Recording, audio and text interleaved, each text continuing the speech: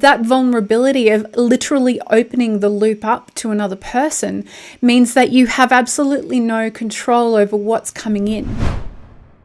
I'm going to talk today about why love is so hard. Why is it that when we connect to someone and we start to feel feelings, why does a lot of friction come up? Why do we experience this kind of sense that, oh my gosh, is everything okay with me? Do they like me? Like, why do we all of a sudden get more insecure than we might normally? And why do we start to question our validity and our sense of wholeness? Why do we think, is there something broken or wrong about me? That my relationships seem to keep having the same types of patterns again. And I seem to have the same types of issues that come up time and time again. I'm going to unpack that. Now, the first starting point here is to talk a little bit about your original relationships when you were young, when you first started to learn love, learn love languages, learn how to relate to people. When you were a child, your actual survival depended on these relationships. We are relational human beings. And so our original trauma comes from relation.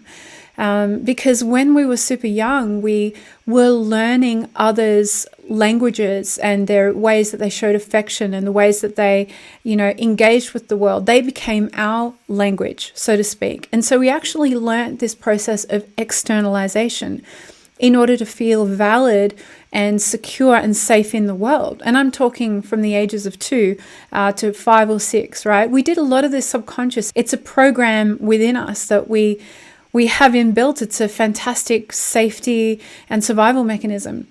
But this process of externalization is problematic when we don't heal our sense of selves and then come into relationship and keep externalizing our worth. So we project our worth onto our relationship. And this is where we start to think, am I broken that this person on the outside isn't fully validating me and isn't showing me unconditional love? I mean, the concept of unconditional love is so unrealistic because every human being is flawed. Every person in relationship is going to be flawed. And it's perfectly fine if you aren't loving your partner every single moment of every single day. But the problem that we bring into relationships is the pattern of externalization.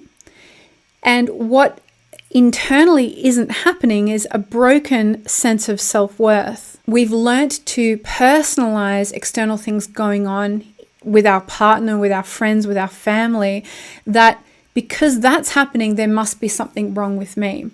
So instead of seeing the external for what it is, that someone's not treating you well or someone's not showing up for you in that moment, we just make it about ourselves. And we start to gather this theory and this narrative that, because my relationship's always difficult, I struggle, there must be something wrong with me. But the truth is we're letting our ego get in the way. Our ego is what tells us that it's all our fault rather than seeing things through the filter of reality. So the original trauma that happens is when our parents don't show up for us in whatever way we needed them, the way we survived was that our ego told us that it's about us. It's something wrong with us because they're not showing up for us in whatever way that might be. But the reality is our parents were struggling with parenting, or, there was a divorce there, or there was natural circumstances that actually probably worked out in your favor in some aspects. And they had, at the bottom line, absolutely nothing to do with you. So when you go through this process of healing, you'll start to uncover these narratives and stories around love where you have personalized the things that have gone on externally, and you've internalized this story around being broken or not worthy of love. And eventually you get to what I call a closed circuit ecosystem, which looks a bit like this, where as a single person, as a whole person on the inside, you are able to meet all of your needs. You're able to, and this is by going out and having a great friendship circle and having hobbies and an enjoyable work and career. And these are all things within your locus of control where you're able to bring those energies in and bring them out, and they all feed your secure sense of self. Now, getting to this point is really exciting. And when we get to this point as people, finding that we have finally this secure attachment, I can be alone and be happy. This is beautiful. I'm healed. Then this happens. Another person comes along and we start to get feelings for them. And they're closed circuit as well. They're healed. You've no doubt attracted someone who's healthy at this point. And you might sense that you want to orbit around them, right? You might start dating them. And what you'll notice is as your feelings grow, this is going to happen. You'll start to get this sense that you want to connect with them on a deeper level, and you start to project your worth out to them. And the loop kind of works around in a way that they may do the same thing for you as well. Now, this is problematic for the internal system, right? Because all of a sudden, the needs that we were able to meet ourselves through our own resources, we're now relying on this close connection with someone else. And that close connection needs to be formed around being, your true authentic self, really expressing all parts of who you are. But that vulnerability of literally opening the loop up to another person means that you have absolutely no control over what's coming in, other than the discernment that you've done during the dating process, and you've gone through the stages of dating. And if you want to know what they are, you need to watch this video next. But all of a sudden, you're operating in this orbit with another planet, another person, where there is a new level of uncertainty, and your internal tendency to externalize your worth is all of a sudden now being triggered. You've been a healed, closed circuit for some time, you've been single, and all of a sudden, in order to connect and bond with that person, you've got to open your circuit up to bonding with another person. So that comes with inherent risks, right? Being vulnerable, showing your true self in that deeper context. Now, this relationship orbit is a great little metaphor for the different attachment styles. And I want to talk quickly about them, because if you find yourself being an anxiously attached person, you will notice that when you date someone, you'll open up too quickly and you'll start to need more and more from them. You'll lose your sense of being able to be a closed circuit and pulling back when it's appropriate, particularly when you're dating.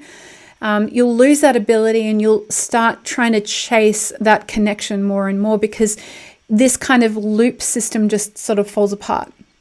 Now, if you are an avoidant person or you're dating an avoidant person, that person is going to inherently need to be in that closed system more. Because for someone who has avoidant attachment style, they find connection intimidating and unsafe. So there is more of this closed off behavior, and you'll feel like there's scarcity in the connection with them. So if you're anxious and you're needing more with an avoidant person who pulls back, these things can dovetail in together and really trigger each other's deeper core wounds. Now, it's completely possible to be in relationship with an anxious person if you're avoidant, and vice versa, if you understand your own wounds and go through that. Now, I don't specifically talk about attachment styles because I want to talk about the core wounding underneath and how we can actually have a healthy, fluid, secure relationship with someone where we're used to this process of being our own closed circuit, as well as letting in appropriate levels of input that feed our self-worth. But we don't become overly reliant on them too soon, particularly if we're dating. And in relationship, we're able to manage and discern that, because our partners cannot always show up for us, right? We need to be able to be that closed circuit sometimes where we can effectively meet our own needs. So how do you manage this kind of fluid dance between two people so that you have a sense of secure connection and love can happen organically without you feeling that, if that person doesn't reciprocate how you're feeling, that all of a sudden you're an unworthy, broken person? Like, how can we create this kind of structure around the natural fluidity of two people being together? And the way we do that is through this concept of an anchor, sort of an anchor line where you are connected with that person through a sense of secure knowing your core values, your, what you're building together, what you're planning together, the things that tie you together naturally. And a lot of those aspects are around friendship, which is why friendship is such an important piece to focus on when you're dating. So this anchor acts as a kind of a contract between the two of you that you're choosing every day to orbit around each other while you're in your own internal fluid natures. And you are giving and taking of each other's, sense of happiness and joy and self-worth within reason. And you're able to pull back and be in that closed circuit while still knowing that that anchor is connected with that other person. There are certain ways that you can build and strengthen your anchor to grow this secure connection together that will work through the fluidity of the nature of your internal sense of self. So things like rituals that you can create together as a couple that will solidify your connection, ways that you wake up in the morning and go to bed in the evening, how you greet each other, activities that you do on a weekly basis to, invest in that anchor line together so that you don't feel that you're being too stretched apart. And importantly, when you're in relationship, particularly in an established relationship after a year and your kind of bonding chemicals have worn off, when you go into conflict, that anchor line is very important. When you go into conflict, the way that you repair conflict after the initial rupture has occurred is extremely important. If you don't repair after rupture, that anchor line can snap and break. And a repair looks like reaching out physically for the other person that helps both nervous systems to feel safe. I'm not talking about repair as in, let's solve the problem. I'm actually talking about two physical beings repairing the bond and then being able to work on the issue together. And a way that you can really set yourself up, particularly when you're dating, to create a bond like this kind of anchor line, is to make sure that you spend enough time looking at the way that you guys connect as friends, the different types of friendships that you can have, including intimate friendship. But if you look at other friendships you have in your life, you will have a variety of experiences with those friends. You'll have a chance to do different types of activities together. You need to make sure you're doing that when you're dating someone. And you're also very openly acknowledging of your differences and things that you both hate and things that you don't like and ways that you're super different. They're normal things to talk about when you're friends, but when you're dating, sometimes those differences can seem threatening when you're trying to bond with someone. But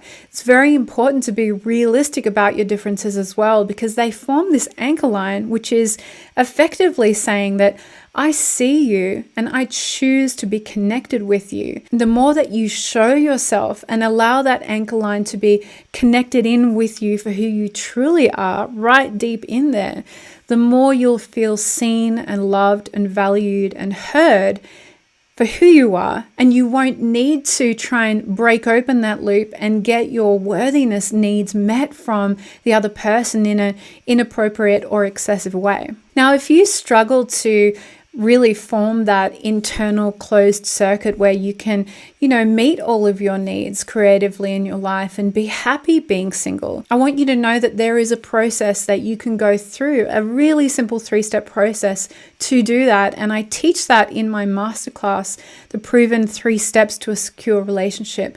And you can attend that at the link below. If you want to chat more with me about what I've talked today or anything else that I had in this video, I'd love to hear from you in the comments below. And I also have a free Facebook group. We've got some things going on in there, so you can click the link to join us there. And there are some spots available on my calendar for a free one-to-one with me and my team for the Love by Design program. That is my signature 12-week program. My calendar link is in the description below, and you can click there to apply for a free spot. And for now, here are some next step videos for you to watch so that you can move one step closer to having a beautifully secure connection with yourself and with the partner that you really deserve. And for now, I'll see you in the next video.